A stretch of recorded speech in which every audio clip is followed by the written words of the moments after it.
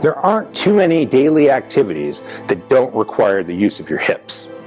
The hips is a ball and socket joint that connects your legs to your pelvis.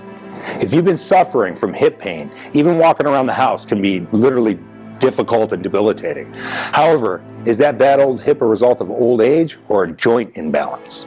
Chronic hip pain has historically been treated with injections or even hip replacement surgery. These invasive treatments have been performed tens of thousands of times per year with mixed results.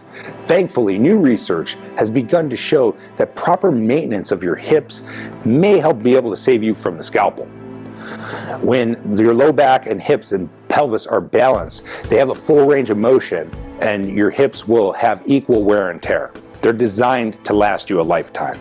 Researchers have found that adjustments to the low back and hips can help improve pain by over 60% and provide statistically significant improvements in ranges of motion. So your next step, if you or somebody you know has a hitch in their giddy up, click the link below and schedule your appointment today so that one of our trained healthcare professionals can evaluate you and give you the tips, tools, and strategies that you're going to need to help restore balance to your life today.